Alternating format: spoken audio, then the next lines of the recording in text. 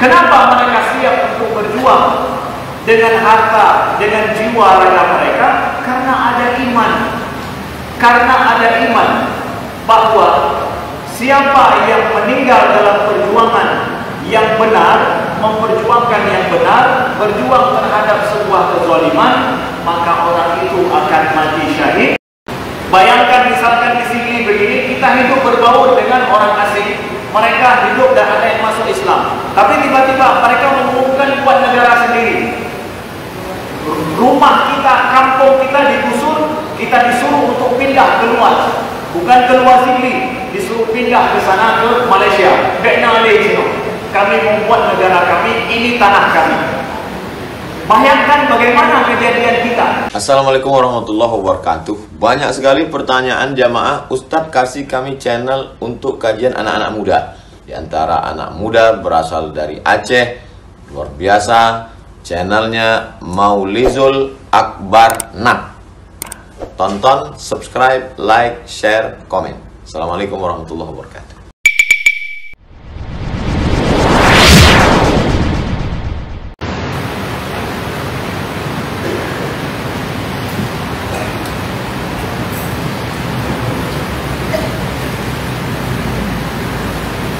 Alhamdulillah, Alhamdulillah munzilil kitab, mujri sahab, hazimil ahzab. Ashhadu an la ilaha illallah wahdahu la syarika lah, wa ashhadu anna Muhammadan abduhu wa rasuluh. Allahumma salli wa sallim wa barik ala sayyidina Muhammadin wa ala alihi wa sahbihi wa sallim. Inna Allaha wa malaikatahu yusalluna ala nabi. يا أيها الذين آمنوا صلوا عليه وسلموا تسليما. عباد الله اتقوا الله حق تقاته ولا تموتن إلا وأنتم مسلمون. اعلموا أن البر لا يبلى والتقوى لا ينسى والديان لا يموت. اعمل ما شئت كما تدين تدان. أعوذ بالله من الشيطان الرجيم. بسم الله الرحمن الرحيم. وما أصابكم يوم التقى الجمعان فبإذن الله وليعلم المؤمنين وليعلم الذين نافقوا وقيل لهم تعالوا قاتلوا في سبيل الله أو ادفعوا قالوا لو نعلم قتالا لاتبعناكم هم للكفر يومئذ أقرب منهم للإيمان يقولون بأفواههم ما ليس في قلوبهم والله أعلم بما يكتمون. Hadirin sidang jamaah salat Jumat, saudaraku seiman dan seakidah yang Allah muliakan, Allah sayangi selalu. Alhamdulillah atas segala limpahan rahmat dan nikmat yang telah Allah berikan kepada kita semua. Kita sama-sama dalam kondisi mendengar dan juga memperhatikan serta memahami bagaimana saudara kita di Palestina dalam kondisi kesusah payahan. Dalam khutbah yang singkat ini kami ingin sampaikan kepada para jamaah sekalian, saudara seiman dan seakidah semuanya, apa yang bisa kita belajar dari saudara kita di Palestina dalam satu abad yang lalu sampai hari ini. Apa yang bisa kita belajar? Apa yang mereka ajarkan kepada kita sampai hari ini, saudaraku yang dimuliakan Allah, bahwa kita perlu paham kondisi yang dihadapi oleh saudara kita di Palestina yang dibombardir, yang berperang dari sejak abad yang lalu sampai saat ini. Itu adalah kondisi yang pernah dihadapi oleh nenek dan kakek buyut kita dulu pada saat abad yang lalu di negeri kita di Aceh ini. Janganlah kita berpikir itu kondisi yang hantu pernah itu beliau. Yang adalah masalah dan kondisi yang dihadapi dulu. Nah, cuma bedanya kita sudah tidak lagi dijajah oleh penduduk asing, oleh tentara asing. Sedangkan mereka sampai hari ini masih terjajah. Itu perlu kita pahami. Kita sama-sama memiliki sejarah yang sama, dijajah oleh orang asing di negeri mereka sendiri. Tapi nasib mereka, Allah jadikan sampai hari ini mereka masih terjajah dalam kondisi yang susah payah. Maka dari sini kita ingin belajar apa yang saudara kita Palestina ajarkan kepada kita sampai hari ini, bahwa sesungguhnya di sebuah negara hanyalah mereka yang memiliki iman saja yang mampu untuk berjuang demi untuk kebaikan bersama, yang mereka mampu untuk mengorbankan harta dan diri mereka demi untuk kebebasan sebuah negara, untuk membebaskan tanah air. Itu adalah mereka yang memiliki iman kepada hari akhirat. Sedangkan orang-orang yang tidak memiliki iman kepada hari akhirat, yang mempertimbangkan tentang bagaimana besarnya kekuatan musuh, bagaimana kesusahan yang harus dihadapi, bagaimana masa depan kita yang kesusah payahan, orang seperti ini adalah orang yang tidak mampu untuk berjuang. Kita akan lihat masa lalu ketika kakek dan nenek kita dulu menghadapi penjajahan Belanda. Apakah kekuatan daripada nenek dan kakek kita dan pejuang-pejuang kita dengan kekuatan yang dimiliki oleh Belanda sama? Secara teknologi dan persenjataan, atau mereka jauh lebih kuat, lebih hebat, lebih canggih daripada kita? Sungguh sangat tidak seimbang sama sekali. Maka kalau seandainya kakek dan nenek kita dulu pada masa Belanda masuk ke negeri kita ini, banyak yang mengatakan, "Bek yang kokoh, awaknya lebih tegar daripada kalian. Jangan coba-coba untuk melawan, akan mati kita nantinya. Karena kita tidak memiliki persenjataan yang canggih sama seperti mereka." Kalau seandainya begitu cara berpikir pejuang-pejuang kita dulu, dan melihat kepada pen handshake, getanyo dalam kondisi kesusah payah, engket masing, payah engket ke mama, yang itu demi untuk disimpan dalam perjuangan. Kalau seandainya berpikir dengan kondisi demikian, tidak akan ada perlawanan terhadap Belanda tersebut. Tapi yang terjadi apa? Pendahulu-pendahulu kita, nenek dan kakek kita, para pejuang dulu mengusir Belanda dengan apa? Dengan jiwa dan raga mereka, dengan segala kesusahan yang mereka hadapi, bahkan dengan nyawa mereka. Saudara yang dimuliakan Allah, inilah makna perjuangan sejak zaman dulu seperti itu. Kenapa mereka siap untuk berjuang dengan harta, dengan jiwa raga mereka? Karena ada iman.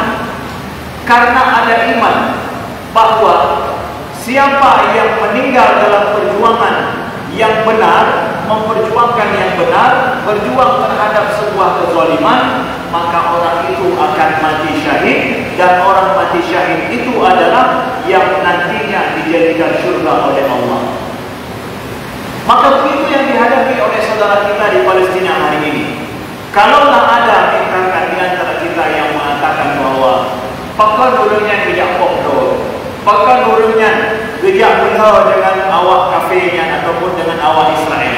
Kenapa? Israel diikut dengan Amerika, diikutnya dengan Eropa yang lebih canggih persenjataan dan lebih kuat, menyena yang pegang menang, menyatukan revolusi dan yang lagi nanti jemun. Diikut Belanda naik Inggris, diikut Inggris dengan Perancis. Tapoh sama kapal itu, cukup kapal, cukup dengan. Lebih baik kita bekerja sama saja dengan Belanda. Maka bayangkan apa yang terjadi dengan negeri kita hari ini.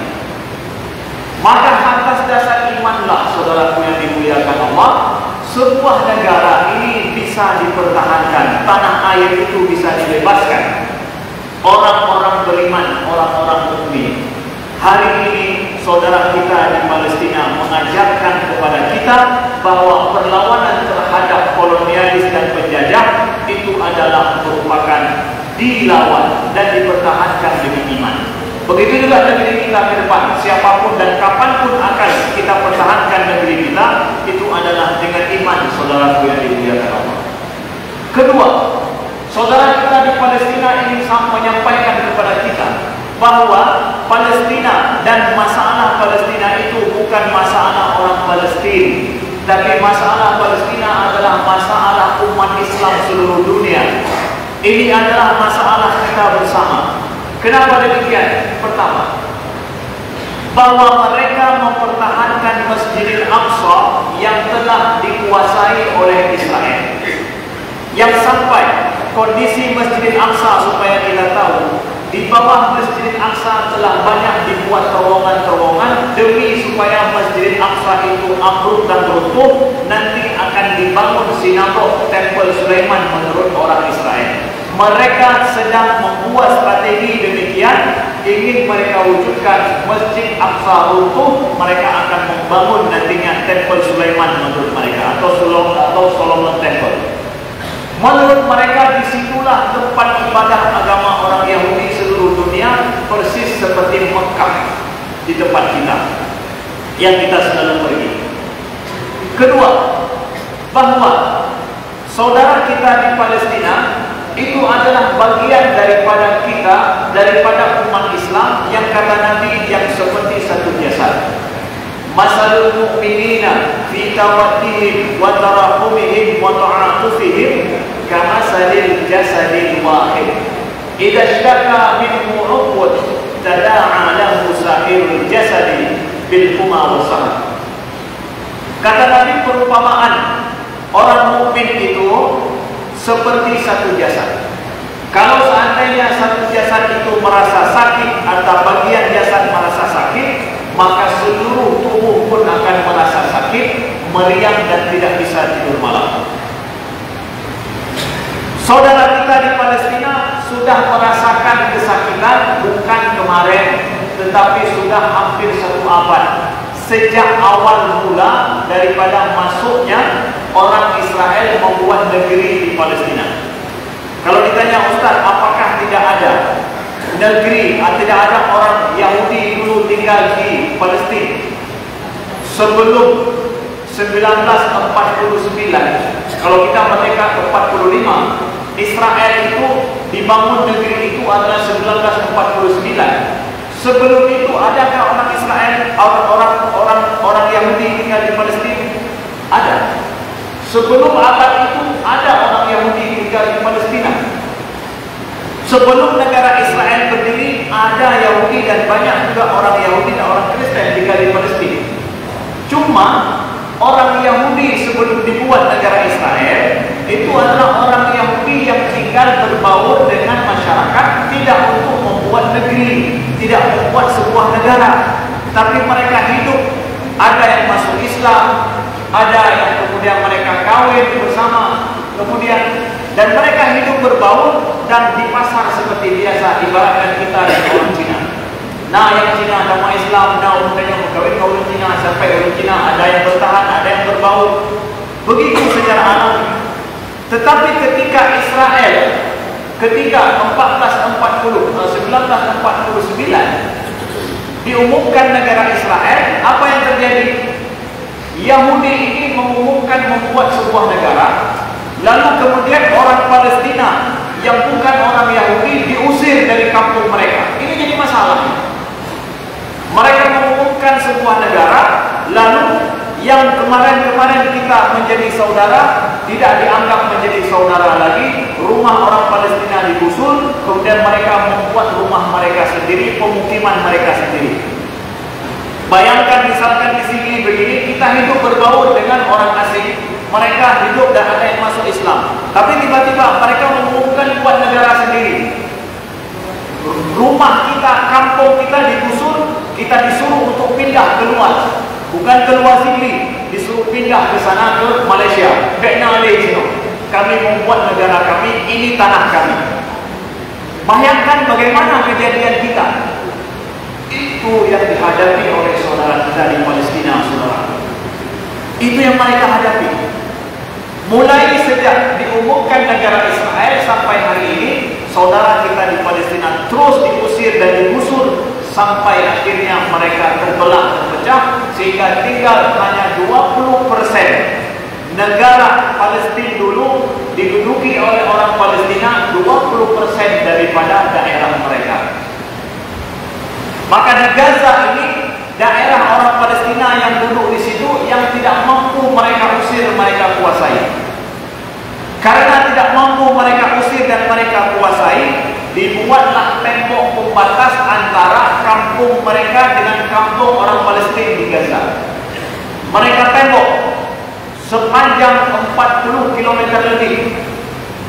Palestina atau Gaza itu, saudaraku, panjangnya 40 km lebih kurang dan lebarnya 10 km. Setelah itu adalah laut yang berbatasan dengan kampung orang Israel, semua ditembok tinggi.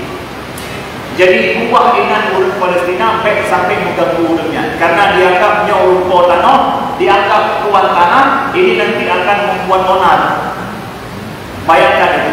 Setelah hampir 1 abad ini, 70 tahun lebih, hampir 80 tahun, saudara kita terus digusur sampai hari ini. Perlawanan rakyat Palestina bukan hari ini. Sejak setelah Israel mengumumkan negaranya, teruslah saudara kita melawan dari waktu ke waktu, dari masa ke masa, dari generasi ke generasi. Jadi mereka murni menghadapi kondisi penjajahan yang menjajah tanah mereka, yang menjajah rumah-rumah mereka, mereka sendiri terusir dari kampung halaman mereka. Itulah asli yang terjadi, saudara. Banyak sudah melaporkan damai mendam. Kenapa enggak damai saja? Maka kita tanya sama orang Sigli, maaf cakap, kalau ada orang asing datang ke Sigli, menggusur Sigli ini setengah, padahal kita punya tanah, punya sertifikat, punya foto dupanya karena cucu dari sini, diusir. Lalu kemudian mereka karena sanggup dibacking oleh kekuatan yang besar, kita terusir setengah kota Sigli ini, setengah PD ini terusir kita. Lalu akhirnya damai-damai mendong, takut sikhan turun, sikhan turun kamu kiban.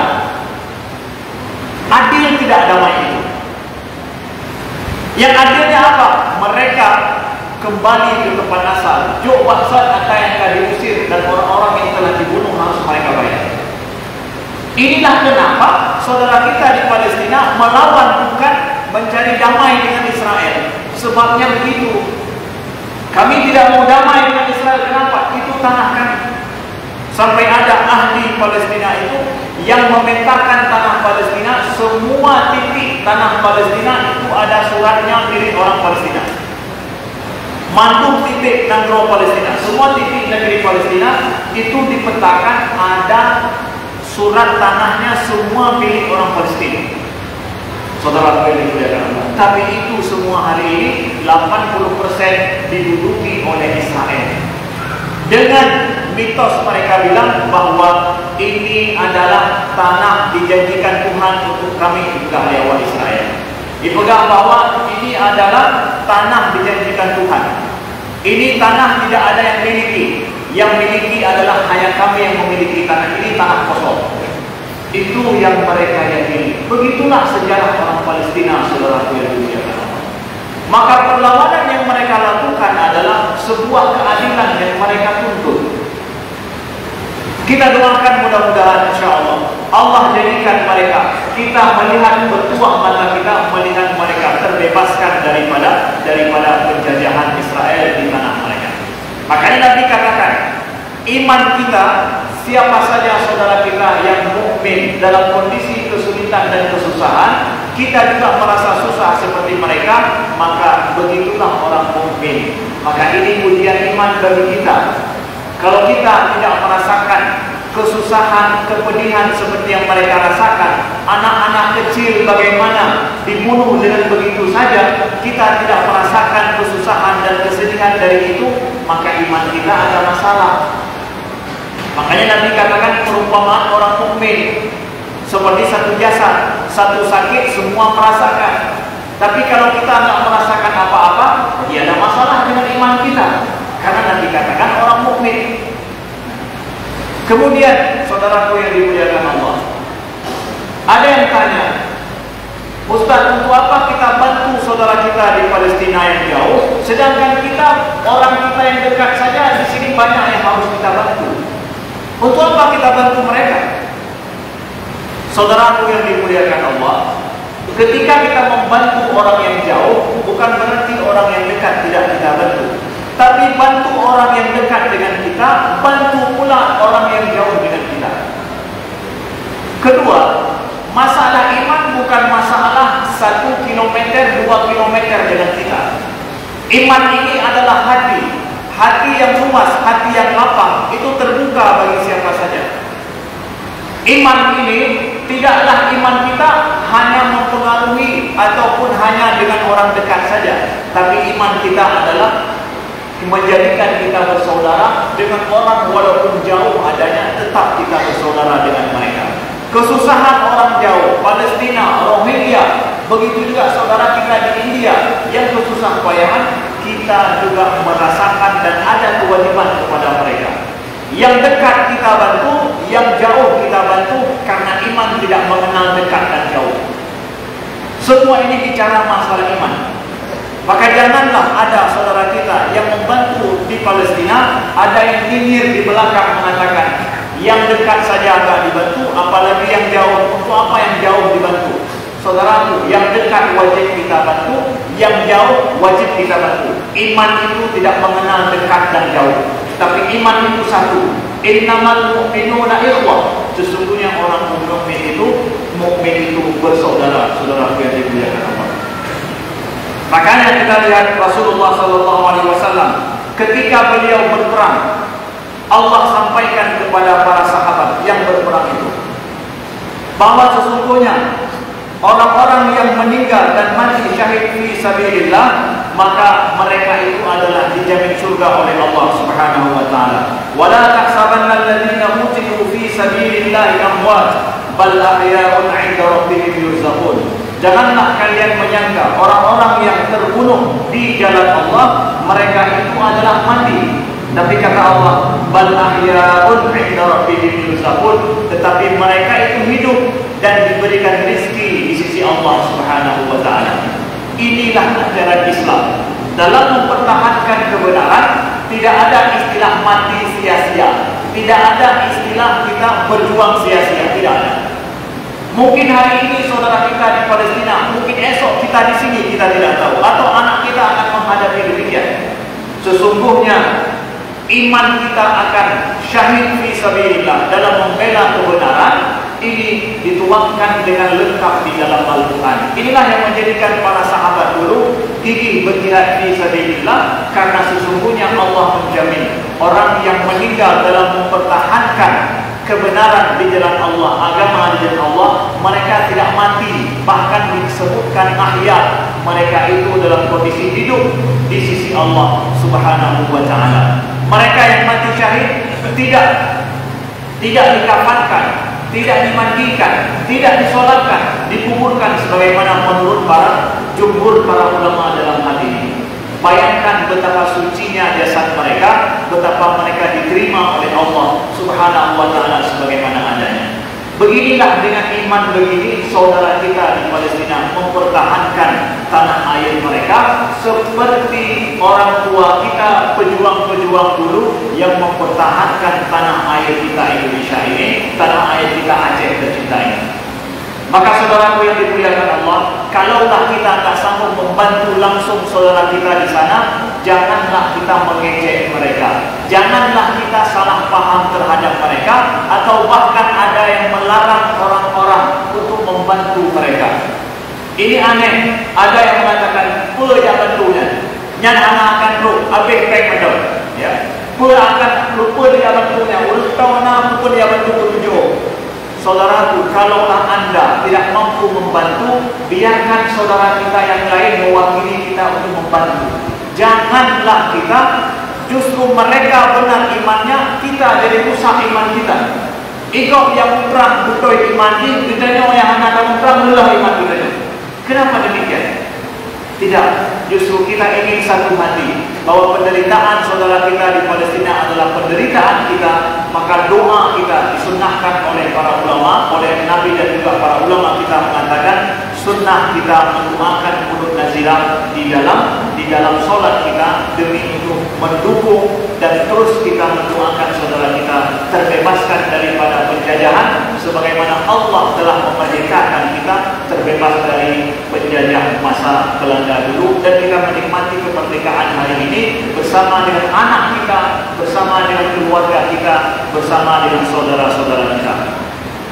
Demikian ini menjadi mudah-mudahan menjadi pengingat bagi kita semua, dan kita terus mendoakan saudara kita, mendukung saudara kita di Palestina dengan kekuatan doa dan kekuatan finansial yang sedikit yang kita hanya mampu mengirimkan obat dan makanan kepada saudara kita di Palestina. Itulah yang mampu kita lakukan. Maka teruslah berbaik sangka bahwa saudara kita akan dibantu oleh Allah Subhanahu wa taala. Mereka akan bisa terbebaskan daripada penjajahan. Amin ya rabbal alamin. Alhamdulillah, nahmaduhu wa nasta'inuhu wa nastaghfiruhu wa nastahdihi wa na'udzu billahi min shururi anfusina wa min sayyiati a'malina. May yahdihillahu fala mudilla lahu wa may yudlil fala hadiya lahu. أشهد أن لا إله إلا الله وحده لا شريك له وأشهد أن محمدا عبده ورسوله. اللهم صل وسلم وبارك على سيدنا محمد وعلى آله وصحبه وسلم. عباد الله، اتقوا الله حق تقاته ولا تموتن إلا وأنتم مسلمون. اعلموا أن البر لا يبلى والذنب لا ينسى والديان لا يموت. اعمل ما شئت كما تدين تدان. أعوذ بالله من الشيطان الرجيم. بسم الله الرحمن الرحيم. ولا تحسبن الذين قتلوا في سبيل الله أموات بل أحياء عند ربهم يرزقون فرحين بما آتاهم الله من فضله ويستبشرون بالذين لم يلحقوا بهم من خلفهم ألا خوف عليهم ولا هم يحزنون. بارك الله لي ولكم في القرآن الكريم ونفعني وإياكم بما فيه من الآيات والذكر الحكيم وتقبل الله مني ومنكم تلاوته إنه هو السميع العليم.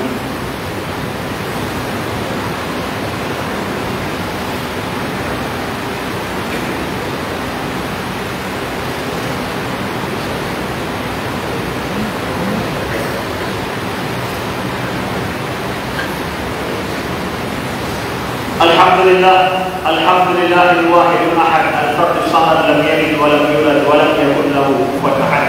أشهد أن لا إله إلا الله وحده لا شريك له وأشهد أن محمدا عبده ورسوله. اللهم صل وسلم وبارك على سيدنا محمد وعلى آله وصحبه وسلم. عباد الله، اتقوا الله حق تقاته ولا تموتن إلا وأنتم مسلمون.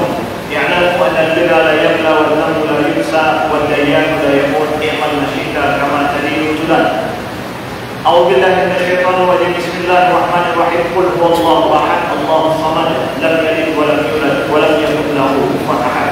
اللهم اغفر للمسلمين والمسلمات والمؤمنين والمؤمنات الأحياء منهم والأموات برحمتك يا أرحم الراحمين. اللهم اشف مرضانا ومرضى المسلمين وارحم موتانا وموتى المسلمين. اللهم انصر إخواننا المسلمين في فلسطين. اللهم انصر إخواننا المجاهدين المستضعفين في فلسطين.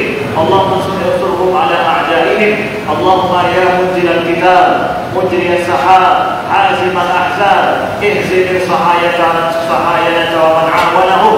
اللهم اهزم اليهود ومن عاونهم.